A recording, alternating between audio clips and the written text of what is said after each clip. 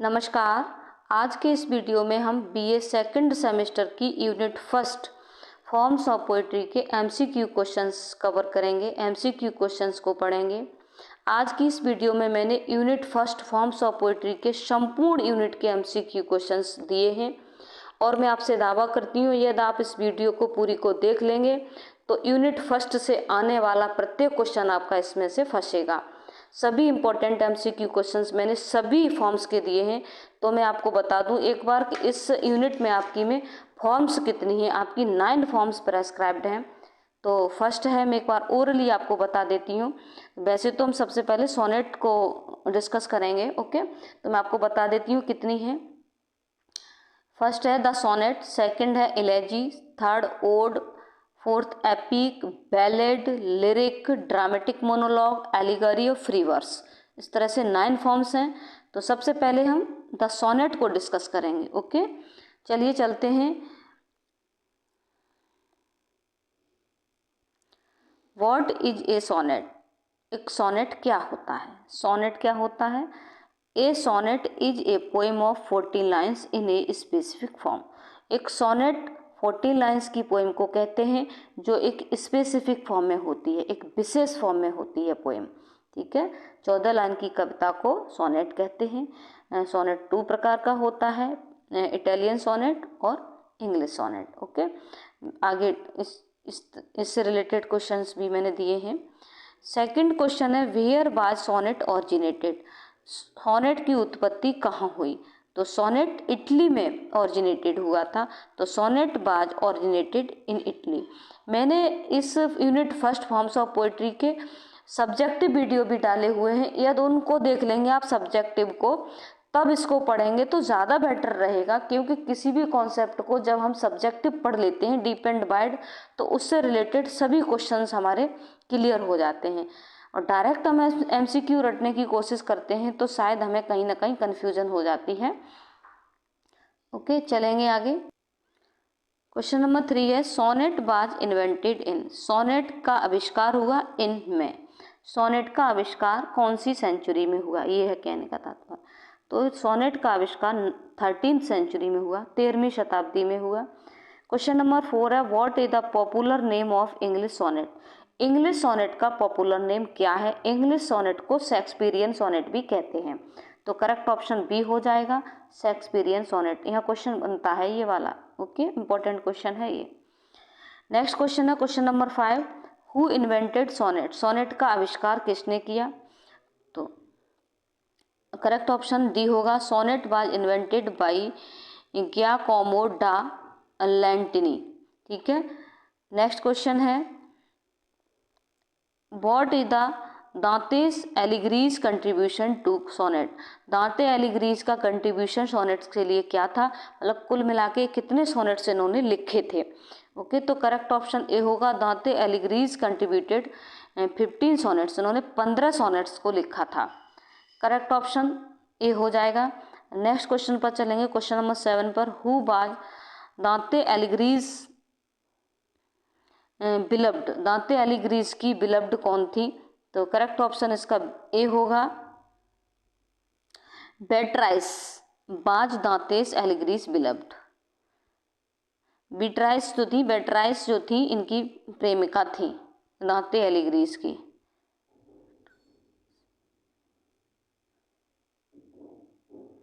वैसे देखें तो बीट और राइस इस तरह से हो जाएगा। The term sonnet is derived from.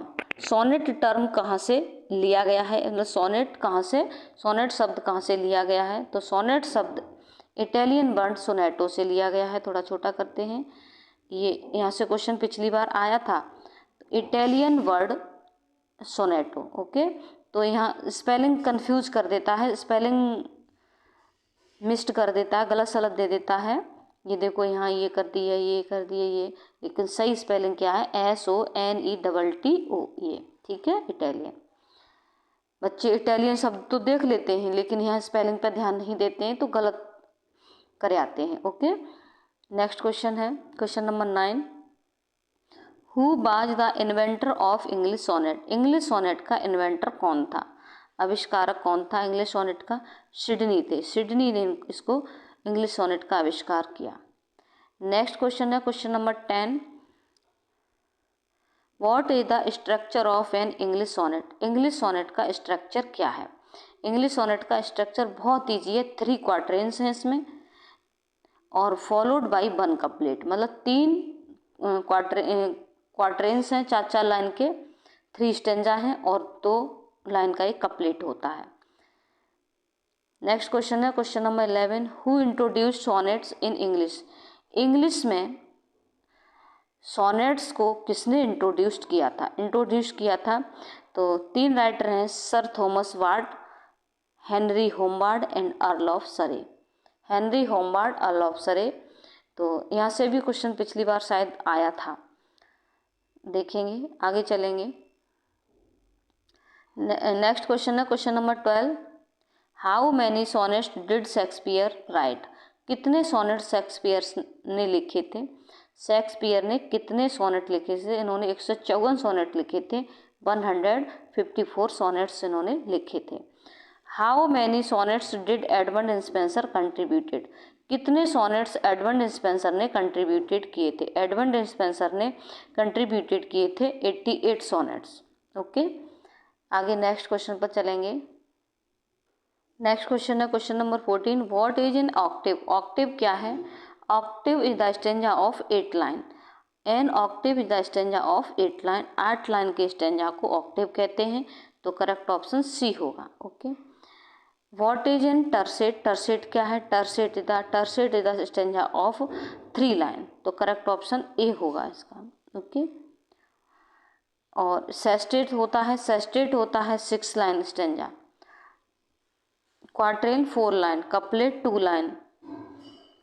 Next question है what is a couplet? Couplet क्या है? A stanza of 2 line. Couplet is a stanza of 2 lines. Okay, तो करेक्ट ऑप्शन ए होगा। नेक्स्ट क्वेश्चन पर नेक्स्ट फॉर्म पर चलेंगे। अब आपकी आ गई द एलेजी। एलेजी को कवर करेंगे।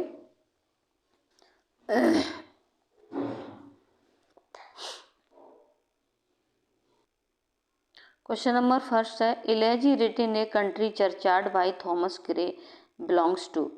एलेजी रिटन ए जो थॉमस ग्रे की बहुत फेमस एलेजी है, elegy written a country churchyard, जो आपके इंटरमीडिएट में भी प्रेस्क्राइब्ड थी और बीए फर्स्ट सेमेस्टर में भी है। तो वहाँ थोड़े से कम स्टेंजा थे, यहाँ थोड़ी पूरी पोएम है। ठीक है, तो इसमें क्या है, ये कौन सी एज को बिलोंग करती है?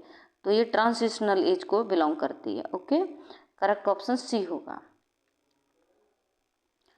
Who is the most elegiac poet in English? English में मोस्ट एलेजिक पोइट कौन थे? वो मैथ्यू आर्नोल्ड थे।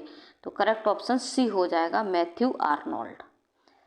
नेक्स्ट क्वेश्चन है what is the origin of term elegy? Elegy term का ओरिजिन क्या है? तो टर्म एलेजी का ओरिजिन जो है वो एलेजिया है।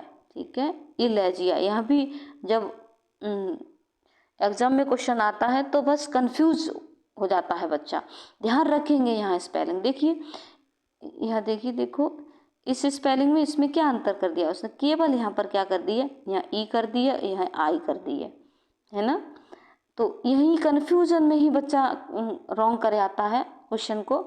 तो ये होगा एलेजिया। स्पेलिंग ध्यान रखेंगे, एलेजिया। ओके, एलेजिया से लिया गया है और वो भी कौन सा शब्द है? ग्रीक शब्द है ये। आगे देखो नेक्स्ट क्वेश्चन भी है। The term elegia is derived from. Elegia term है वो कहाँ से लिया गया है? ग्रीक से लिया गया है। भी करेक्ट ऑप्शन बी होगा। तो ध्यान रखेंगे ग्रीक वर्ड एलेजिया से लिया गया। Okay, elegy originally refer to any verse. Elegy जो है रेफर करती है, रेफर किया उसने एनी वर्स, किसी भी वर्स को। तो इसका करेक्ट ऑप्शन जो होगा वो होगा A, that is written in elegiac couplet. ये एलेजियक कपलेट में लिखी जाती है, मतलब इसकी पहली लाइन और दूसरी लाइन, पहली लाइन और दूसरी लाइन, पहली लाइन और दूसरी लाइन। तो पहली लाइन की तुक है ना, पहली की और थर्ड की सेम होती है। इन दोनों की जो तुक होती है, राइम जो होती है वो सेम होती है। इसकी राइम सेम होती है। इस तरह से है ये, इसकी पहली की, फिर यहाँ इस तरह से ये फर्स्ट की थर्ड से और सेकंड की फोर्थ से, इस तरह से मतलब 2 कपलेट 2 लाइन का इसमें राइम होता है, तो इसलिए है that is written in elegiac couplet, ये एलेजियक कपलेट में लिखी जाती है एलेजी। ओके, नेक्स्ट क्वेश्चन है question number 6। Elegy is originally composed, elegy originally composed की जाती है, तो इसका करेक्ट ऑप्शन होगा on the theme of event related to death, ये नहीं होगा। Elegy is composed on the death, someone's death who is dear to the poet, मतलब ये है कहने इसका अर्थ।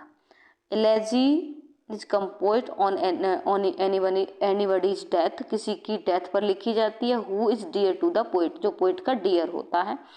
तो एलेजी 2 टाइप्स की होती है, एक पर्सनल एलेजी और पेस्टोरल एलेजी। तो पर्सनल एलेजी में उसमें अपने किसी भी रिलेटिव या फ्रेंड्स की डेथ पर लिखी जाती है, वो पर्सनल एलेजी होती है। और पेस्टोरल एलेजी वो होती है जिसमें पोइट खुद सेफर्ड होता है या उसकी सेफर्ड फ्रेंड, कोई सेफर्ड की डेथ होता है, उसकी डेथ पर जब पोइट लिखता है तो वो पेस्टोरल एलेजी होती है। तो यहाँ पर ये जो है करेक्ट ऑप्शन जो होगा ये होगा on the theme of event related to death. ठीक है, तो ये होगा किसी की डेथ पर लिखी जाने वाली पोएम क्या होती है, एलेजी होती है। नेक्स्ट क्वेश्चन पर चलेंगे। When was Thomas Gray born, Thomas Gray का जन्म कब हुआ था, तो करेक्ट ऑप्शन 1716 में। यहाँ पर ड्यू रिकॉर्ड नहीं चल पा रहा है बच्चों, देख लेंगे, ठीक है, करेक्ट ऑप्शन सी है।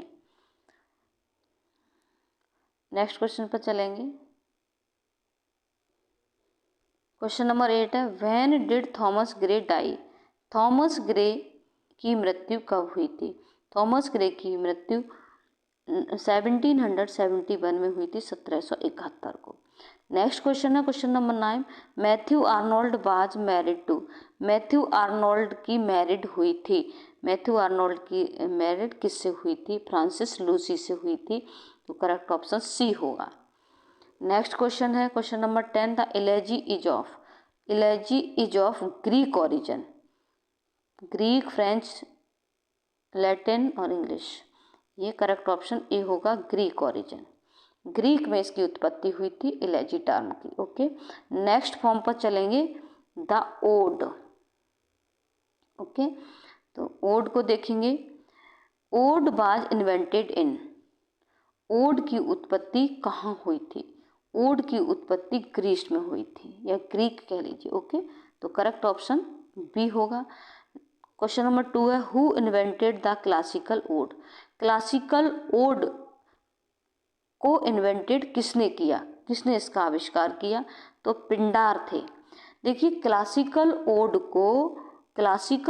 को पिंडारिक ओड भी कहते हैं,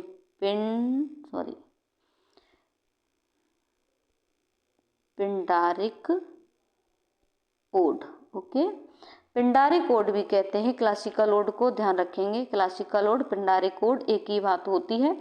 और एक पिंडार नाम के व्यक्ति थे, इन्होंने इसको इन्वेंटेड किया, इसलिए इनके ही नाम पर इसे पिंडारिक ओड भी कहा जाता है और इसी को क्लासिकल ओड भी कहा जाता है। ओके, नेक्स्ट क्वेश्चन पर चलेंगे, question number 3। Classical odes are named after, आ गया भाई क्वेश्चन, देखो, ठीक है, क्लासिकल ओड्स को नाम दिया गया किसके नाम पर, पिंडार के नाम पर। ओके, करेक्ट ऑप्शन सी होगा। Regular odes of simple nature are named after, regular जो ओड थे सिंपल नेचर में थे, सिंपल नेचर के जो रेगुलर ओड्स थे उनको किसके नाम पर नाम दिया गया, उनको हॉरेस के नाम पर उनको नाम दिया गया, तो करेक्ट ऑप्शन ए होगा। कौन से ode, Horace, regular odes. Regular ode को हॉरेशन ओड भी कहते हैं, क्या कहते हैं, हॉरेशन ओड भी कहते हैं रेगुलर ओड को, हॉरेशन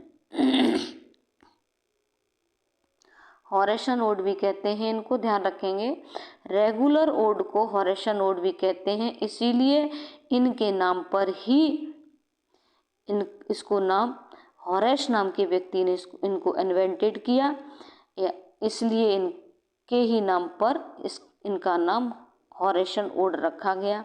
यह क्वेश्चन नहीं है, रेगुलर ओड के नाम पर उसने दे दिया है, ध्यान रखेंगे यहाँ पर। ठीक है, रेगुलर ओड को ही हॉरेशन ओड कहते हैं और हॉरेस नाम के पोइट थे, उनके नाम पर ही ये हॉरेशन नाम इनका पड़ा। ओके, नेक्स्ट क्वेश्चन है question number 5, the first part of a classical और पिंडारिक कोड इज कॉल्ड। ठीक है, first part of the classical ode और पिंडारिक कोड। क्लासिकल और पिंडारिक कोड मैंने अभी बताया था आपको, दोनों को एक ही बात है, एक ही प्रकार के ओड हैं। को जो पिंडारिक जो ओड है उसमें 3 पार्ट होते हैं, स्ट्रोफी, एंटीस्ट्रोफी और एपोड। तो फर्स्ट पार्ट इसमें क्या है, बी, करेक्ट ऑप्शन बी होगा, स्ट्रोफी होता है। जब डांसर्स होते हैं, ओड क्या होता है, ए सॉन्ग होता है और ये सिंगर्स के द्वारा, जो डांसर्स होते हैं, ग्रुप ऑफ डांसर्स के द्वारा इसको प्रेजेंटेड किया जाता है।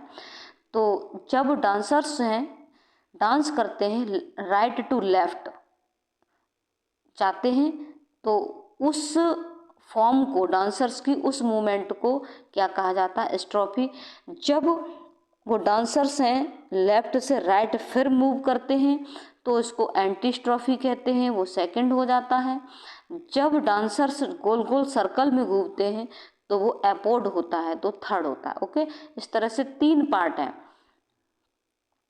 तो यहाँ पर फर्स्ट की बात कर रहा है वो, फर्स्ट पार्ट की, तो फर्स्ट पार्ट है स्ट्रोफी। ओके, तो जो डांसर्स होते हैं ना ओड में, डांसर्स के द्वारा इसको प्रेजेंटेड किया जाता है। तो ओड में जो डांसर्स होते हैं ना, तो उनकी ये फॉर्म रहती है, मैं बताती हूँ आपको। देखो, मान के चलिए ये सिंगर्स खड़े हैं, ठीक है, और सिंगर्स डांस करते करते यूँ जाएंगे लेफ्ट की तरफ घूम के, तो ये जो क्रिया है ना उनकी, ये मूवमेंट है, ये स्ट्रोफी कहलाता है। फिर जब डांसर्स अभी का आए लेफ्ट से राइट से लेफ्ट आए, फिर लेफ्ट से राइट जाते हैं, ये एंटी स्ट्रोफी उनका मूवमेंट होता है।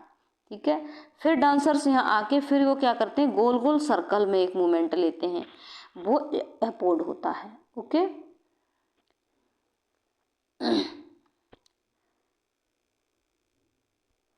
नेक्स्ट क्वेश्चन है, द क्लासिक और Pindaric ode is presented by. Classic और पिंडारिक ओड जो है किसके द्वारा प्रेजेंटेड किया जाता है, तो मैंने अभी बताया, एक group of dancers, group of dancers के द्वारा इसको प्रेजेंटेड किया जाता है। नेक्स्ट क्वेश्चन है question number 7, which of the following is a Horatian ode. निम्नलिखित में से कौन सा हॉरेशन ओड है, ये कीट्स का जो है ode and on a Grecian urn, ये हॉरेशन ओड है। ओके, नेक्स्ट क्वेश्चन पर चलेंगे, who is the greatest writer of odes in English. English में ग्रेटेस्ट राइटर कौन है ओड्स का, तो सभी जानते हैं ये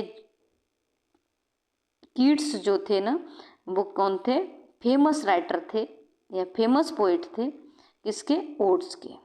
okay,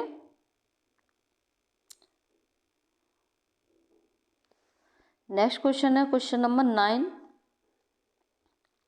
what is the most common rhyme scheme of English ode. English ode की मोस्ट कॉमन राइम क्या है, इंग्लिश ओड की मोस्ट कॉमन राइम है वो A B,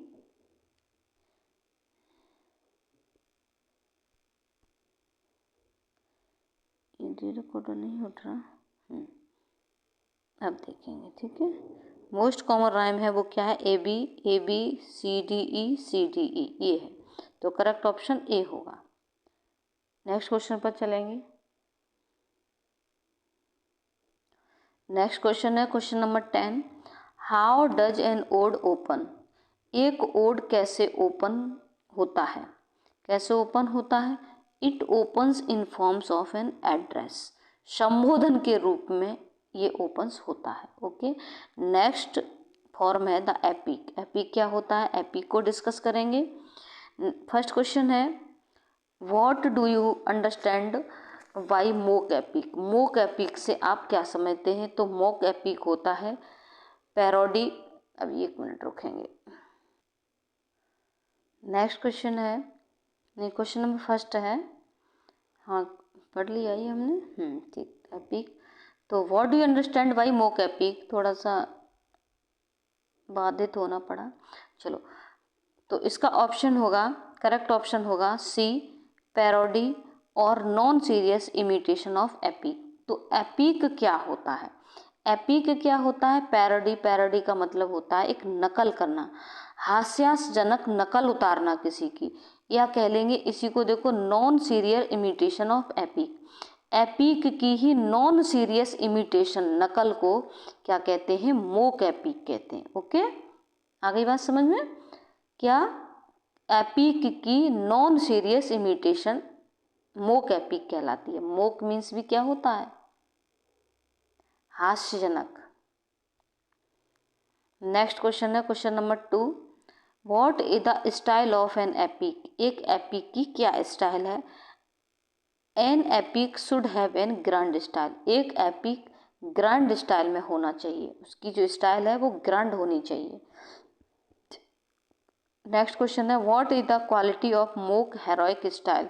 mock heroic style की क्वालिटी क्या है? मोक हेरोइक स्टाइल की क्वालिटी है the great is presented as little और and little as great. Great को प्रेजेंटेड एज लिटिल, लिटिल के रूप में प्रेजेंटेड किया जाता है, प्रस्तुत किया जाता है। ग्रेट चीज को, महान चीज को कम के रूप में, लिटिल के रूप में उसको प्रेजेंटेड किया जाता है और लिटिल को ग्रेट के रूप में प्रेजेंटेड किया जाता है। ये मोक हेरोइक की स्टाइल है, लिखने की क्वालिटी है। ओके, नेक्स्ट क्वेश्चन है what is the source of Homer's Odyssey? Homer की जो ओडिसी है, एपिक है ये इनका, वो उसका सोर्स क्या है? इन्होंने इसको कहाँ से लिया है? इनको ग्रीक माइथोलॉजी से इसका सोर्स है, ग्रीक माइथोलॉजी से इसको लिया है, इसके थीम को लिया है इन्होंने। तो करेक्ट ऑप्शन बी हो जाएगा। नेक्स्ट क्वेश्चन है question number 5, what do you understand bye epic? Epic से आप क्या समझते हैं? एपिक से epic is a long poem divided into many parts.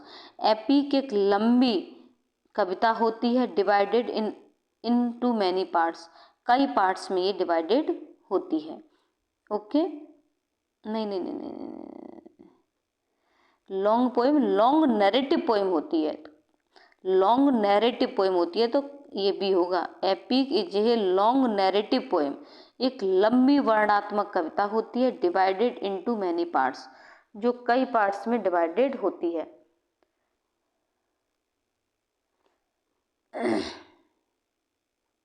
Next question पर चलेंगे, how does the epic begins? एक एपिक कैसे बिगिंस होता है? एक epic by invocation of muse.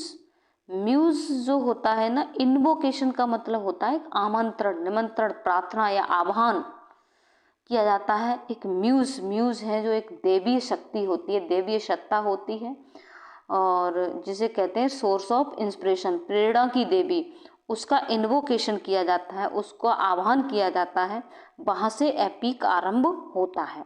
Okay, next question है question number 7, the paradise lost is composed bye. Paradise lost किसके द्वारा कंपोज किया गया है? पैराडाइज लॉस्ट को जॉन मिंटल के द्वारा कंपोज किया है। जॉन मिंटल की ये बहुत फेमस पोएम है। नेक्स्ट क्वेश्चन है हु रॉट ओडिसी? ओडिसी किसने लिखी? ओडिसी होमर ने लिखी है। ओके, होमर और इलियाड, वो ओडिसी और इलियाड दोनों होमर की ही लिखी हुई हैं। ये इंपॉर्टेंट हैं, दोनों आ सकती हैं, आपके एग्जाम में पूछा जा सकता है ये क्वेश्चन। नेक्स्ट क्वेश्चन पर चलेंगे,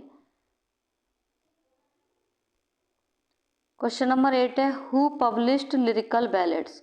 लिरिकल बैलेड्स किसने पब्लिश्ड किए? वर्ड्सवर्थ ने। लिरिकल बैलेड वर्ड्सवर्थ बहुत फेमस हैं, वर्ड्सवर्थ के लिरिकल बैलेड्स, कॉलेज के साथ भी लिखे थे ये। नेक्स्ट क्वेश्चन है which was most successful ballad opera? Most successful ballad opera क्या है? बैलेड ओपरा क्या है? पहले ये है ना, इसका रोशना। Most successful, most popular most successful ballad opera रोशना है, करेक्ट ऑप्शन बी हो जाएगा। बैलेड ओपरा क्या होता है? एक बैलेड ओपरा इज ए जेनरे, एक जेनरे होती है, एक विधा होती है इंग्लिश स्टेज पर एंटरटेनमेंट के रूप में that originated in early 18th century. मतलब एक एंटरटेनमेंट के रूप में जिसको इंग्लिश स्टेज पर प्रेजेंटेड किया जाता था और इसको 18th सेंचुरी में ये ऑरिजिनेटेड हुई थी। नेक्स्ट क्वेश्चन पर चलेंगे। क्वेश्चन नंबर 10 है,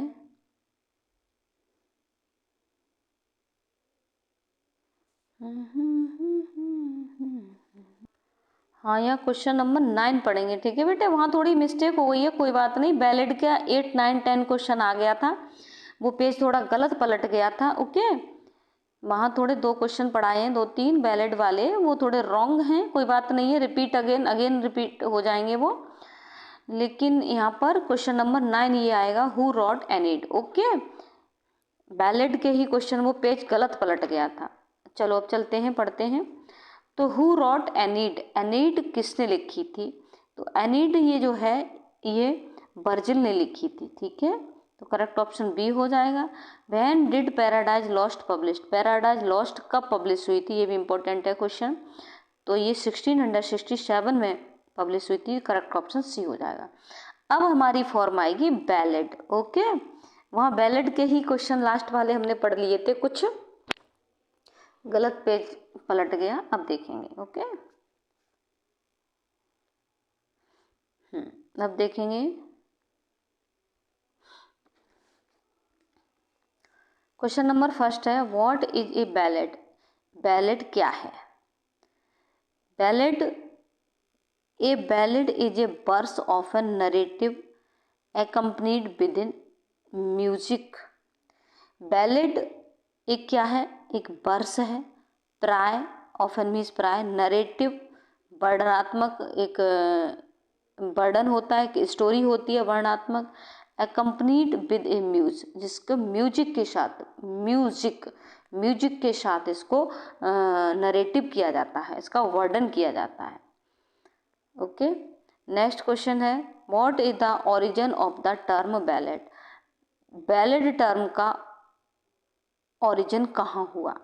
तो करेक्ट ऑप्शन इसका वी होगा, मिडिएबल फ्रेंच बैलेड। यहाँ ध्यान रखेंगे स्पेलिंग को, मिडिएबल फ्रेंच वर्ड बैलेड से इसकी ओरिजिन हुई, उत्पत्ति हुई।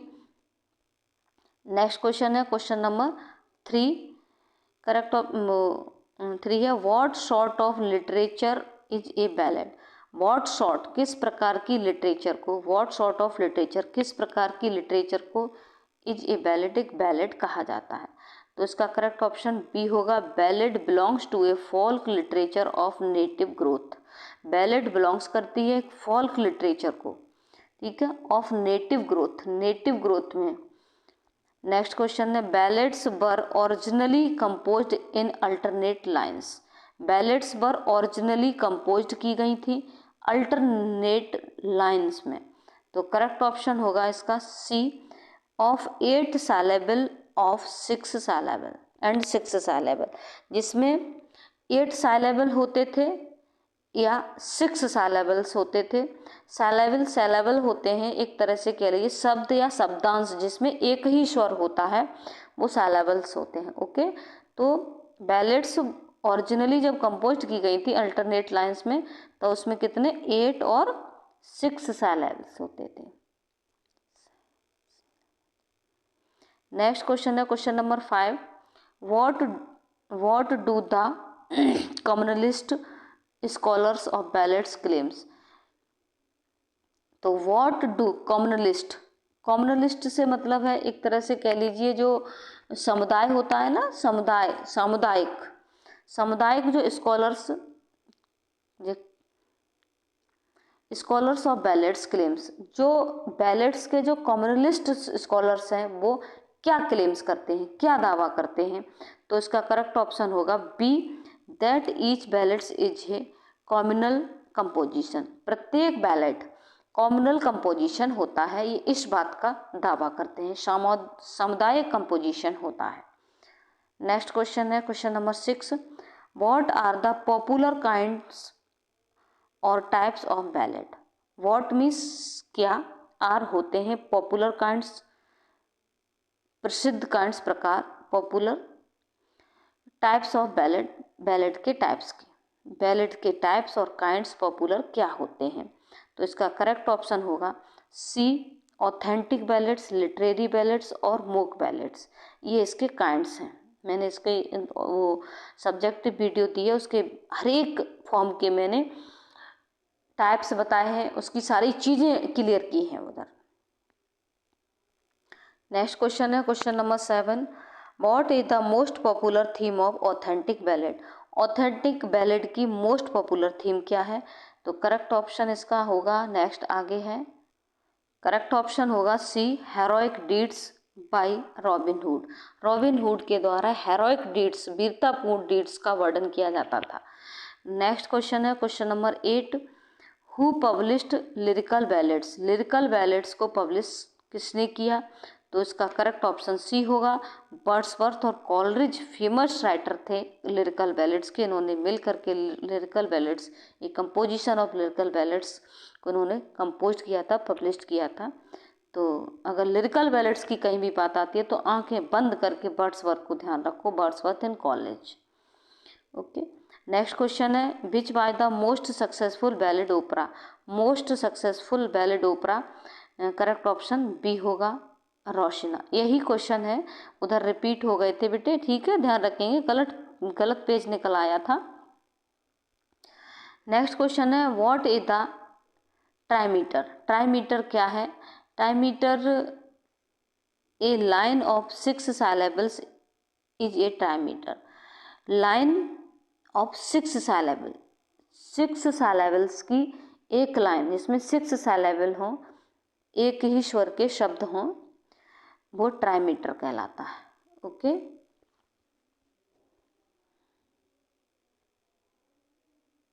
Next question, what are the qualities of mock ballads. Mock ballads की क्या क्वालिटीज होती हैं। मोक बैलेड्स की क्वालिटी होती हैं, non serious imitation of authentic ballad, right. Narration, non serious imitation होती है, मतलब मजाकिया। नॉन सीरियस इमिटेशन का मतलब मैंने अभी बताया आपको, हास्यास्पदजनक नकल उतारना। Okay, imitation of authentic ballads की। Narration of incident of non serious supernatural nature की, नरेशन वर्णन किया जाता है एन इंसिडेंट, एक घटना का, नॉन सीरियस का, जो सुपरनेचुरल पावर, सुपरनेचुरल नेचर होता है उसकी, ठीक है।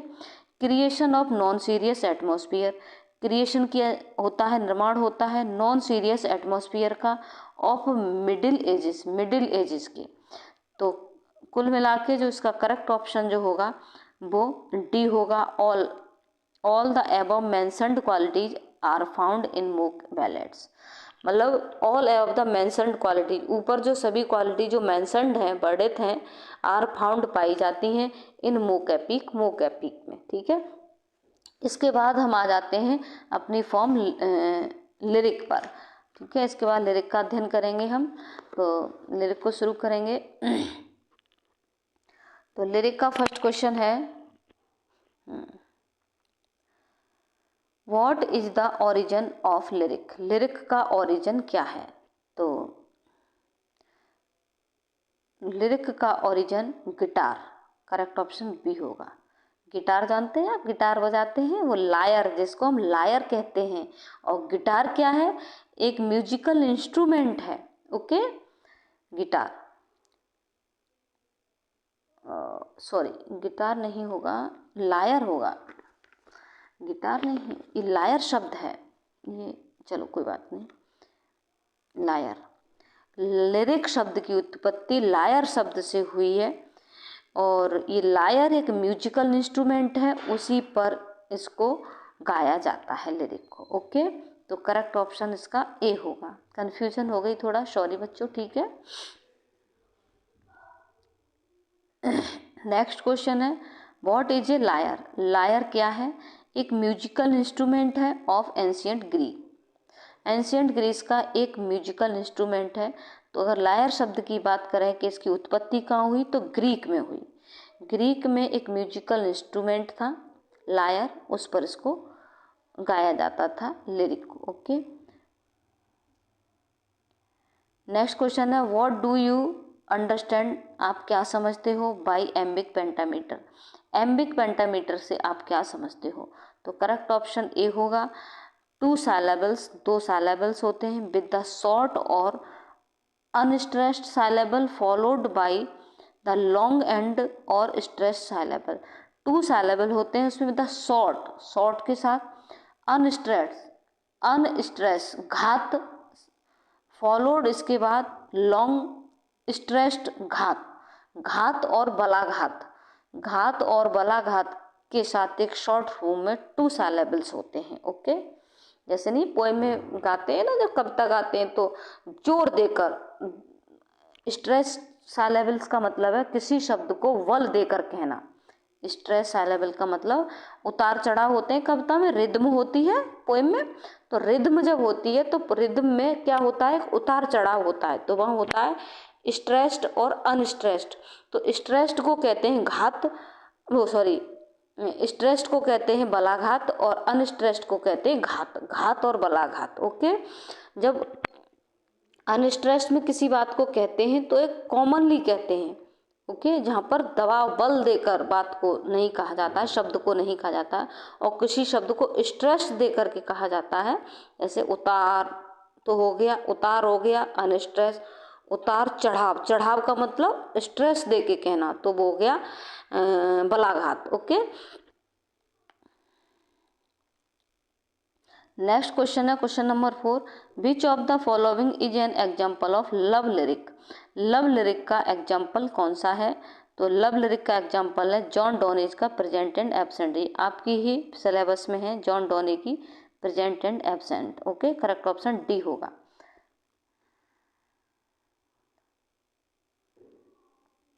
नेक्स्ट क्वेश्चन है question number 5, which of the following is an example of nature lyric. Nature lyric का एग्जाम्पल कौन सा है। नेचर लिरिक का जो एग्जाम्पल है वो है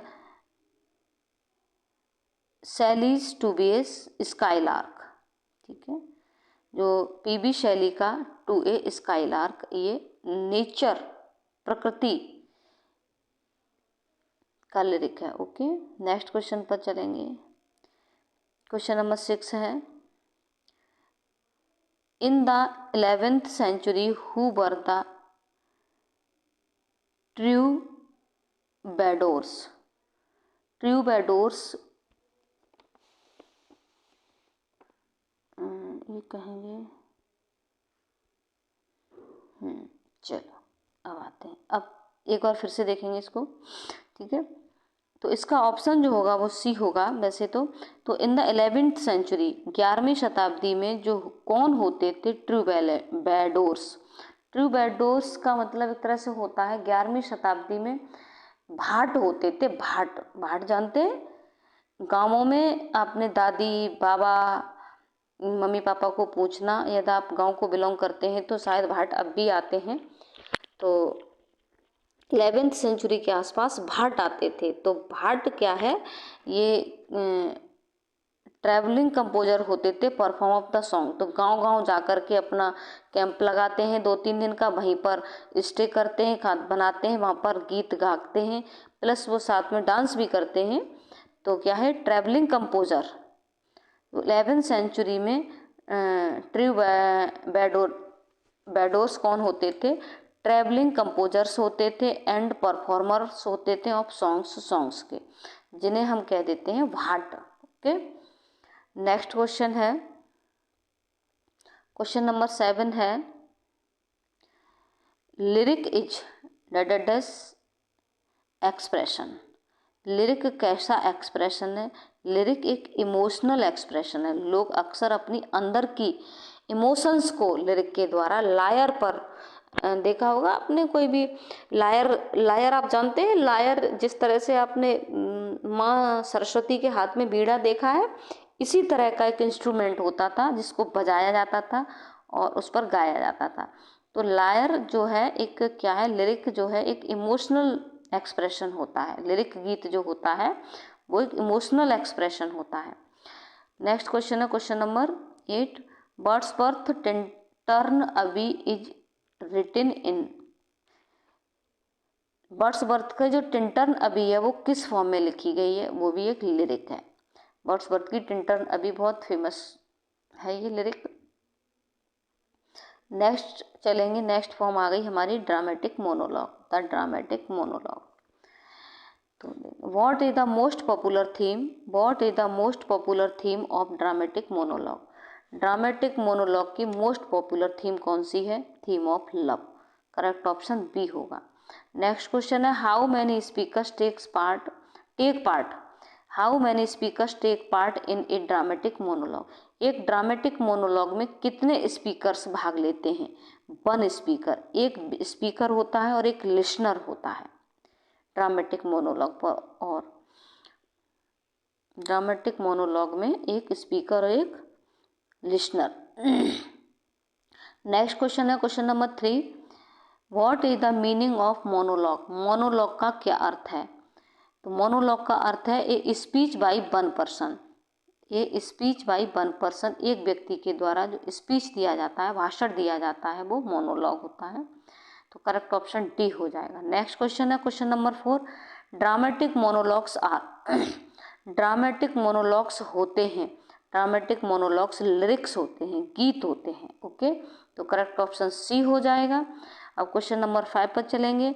the term monologue belongs to, monologue terms किसको बिलोंग करता है, तो ग्रीक को बिलोंग्स करता है। ग्रीक शब्द से लिया गया है मोनोलॉग, ठीक है, ग्रीक से लिया गया है मोनोलॉग टर्म को। ओके, नेक्स्ट क्वेश्चन है question number 6, in a dramatic monologue the speaker. एक ड्रामेटिक मोनोलॉग में स्पीकर क्या होता है। स्पीकर जो होता है वो मे बी हो सकता है और may not be in costume, costume में भी हो सकता है और बिना कॉस्ट्यूम के भी हो सकता है। कॉस्ट्यूम क्या होता है, जब मंच पर विशेष अभिनय के दौरान मतलब पहनी जाने वाली जो पोशाक होती है उसे कॉस्ट्यूम कहते हैं। तो जो स्पीकर होता है मंच पर अभिनय कर रहा है, स्पीकर बोलता है, लिसनर शांत रहता है, स्पीकर भी कंटिन्यू रहता है और लिसनर शांत रहता है, वो केवल सुनता है और स्पीकर कंटिन्यू बोलता है। तो साइलेंट लिसनर होता है वो लिसनर। तो वो जो स्पीकर है वो मे बी हो सकता है, not may be in costume, costume में भी हो सकता है और बिना कॉस्ट्यूम के भी हो सकता है। नेक्स्ट क्वेश्चन है टेनिसन्स टिथोनस। टेनिसन की जो टिथोनस है वो है क्या है, एक ड्रामेटिक मोनोलॉग है। ओके, तो क्वेश्चन नंबर 7 का करेक्ट ऑप्शन बी हो जाएगा। नेक्स्ट क्वेश्चन पर चलेंगे। नेक्स्ट क्वेश्चन है question number 8, what is the theme of T S. Eliot's the love song of J. Alfred Prufrock. इसकी थीम क्या है, इसकी थीम है inactive and meaningless life of modern man. Inactive निष्क्रिय एंड मीनिंगलेस मीन्स अर्थहीन, life means जीवन of modern man, modern man का, आधुनिक आदमी का अर्थहीन और निष्क्रिय जीवन, इसकी ये थीम है इस ड्रामेटिक मोनोलॉग की, जो टी.एस. इलियट का फेमस ड्रामेटिक मोनोलॉग है। नेक्स्ट क्वेश्चन पर चलेंगे। क्वेश्चन नंबर 9 है what is A dramatic monologue. Dramatic monologue क्या है। ड्रामेटिक मोनोलॉग,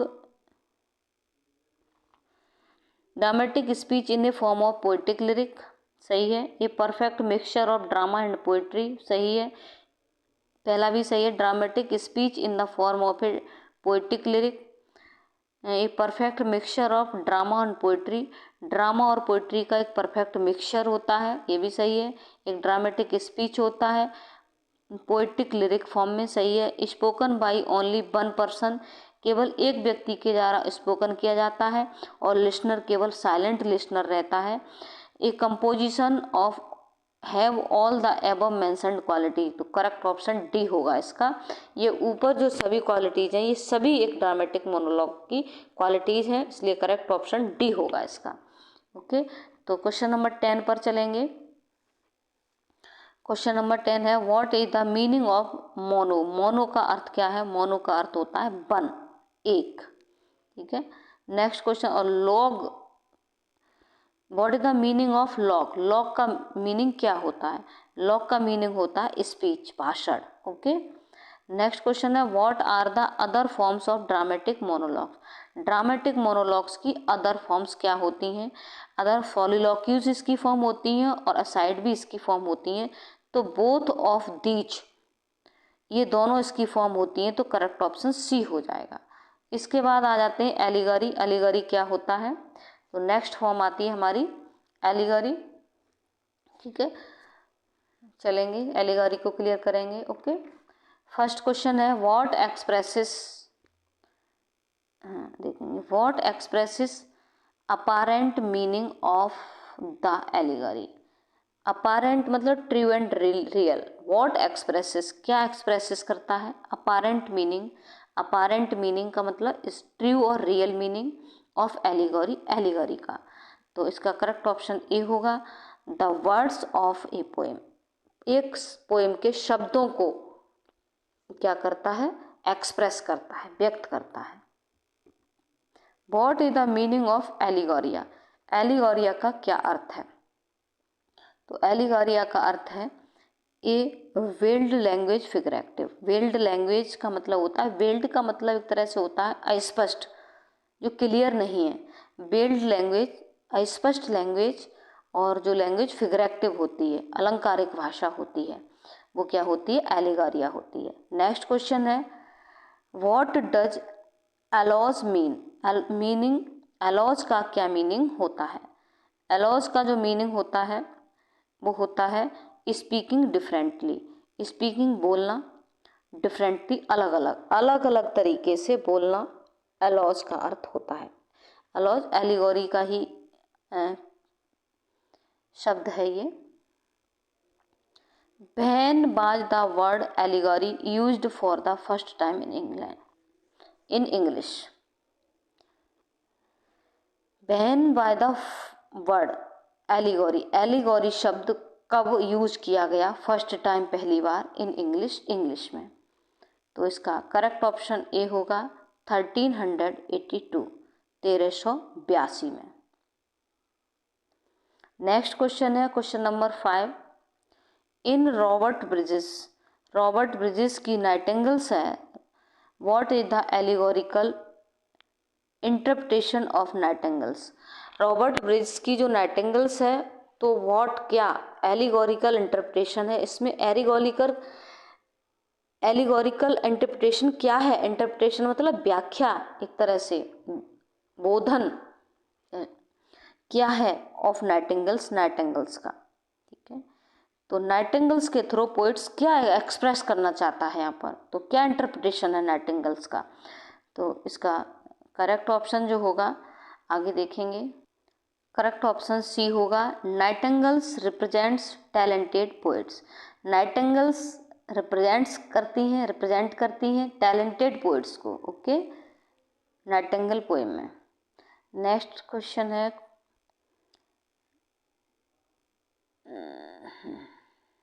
अब देखें an allegory is. Allegory, an allegory, एक एलिगोरी इज है, वो क्या है? एलिगोरी एन एक्सटेंडेड मेटाफर, एक एक्सटेंडेड मेटाफर माना जाता है। एक्सटेंडेड का मतलब होता है विस्तार करना, बढ़ाना, इसका साइज या एरिया। ठीक है, एक मेटाफर होता है। नेक्स्ट क्वेश्चन है Faerie Queene is a. Faerie Queene क्या है? फेरी क्वीन एक वर्स रोमांस है। ठीक है, वर्स रोमांस, एक पद रोमांस कह लीजिए। नेक्स्ट फॉर्म है free verse. Free verse, free verse first question है what is a definition of free verse. Free verse की डेफिनेशन क्या है? करेक्ट ऑप्शन इसका डी होगा ए वर्स दैट, जो हैज रखती है all the above mentioned quality is called free verse. Free verse क्या होती हैं? अब देखो समझ लो, ए वर्स, एक वर्स दैट जो रखती है, दैट हैज़ जो रखती है no regularity of meter, meter की कोई रेगुलरिटी नहीं रखती। A verse that has no regularity of rhyme, जो राइम की कोई रेगुलरिटी नहीं होती। Verse that has no length of line नहीं रखती, उसे फ्री वर्स कहते हैं। ओके, तो करेक्ट ऑप्शन इसका डी होगा। नेक्स्ट क्वेश्चन है question number 2, who is known as the father of free verse in English poetry. English poetry में फ्री वर्स के फादर के रूप में किसको जाना जाता है? तो वाल्ट वाइटमैन को जाना जाता है, वाल्ट वाइटमैन को। नेक्स्ट क्वेश्चन है question number 3, use of free verse has been traced in. Use of free verse traced किया गया था, use of free verse has been traced किया गया था, लाया गया था इन सभी। ये हैं, ये डायडन की,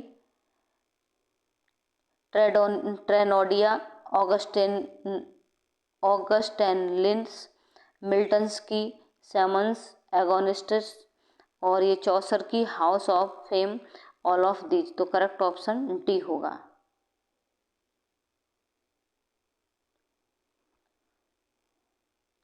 नेक्स्ट क्वेश्चन है, name of the Indian poet who wrote in free verse. Name of the Indian poet, उस पोइट का नाम बताइए, उस इंडियन पोइट का नाम बताइए जिसने फ्री वर्स को लिखा। तो वो थे रविंद्रनाथ टैगोर। ओके, इस तरह से ये हमारी यूनिट फर्स्ट कंप्लीट हो जाती है। पूरी संपूर्ण यूनिट हमने इसमें कवर कर ली है। ओके, थैंक यू, जय हिंद, जय भारत।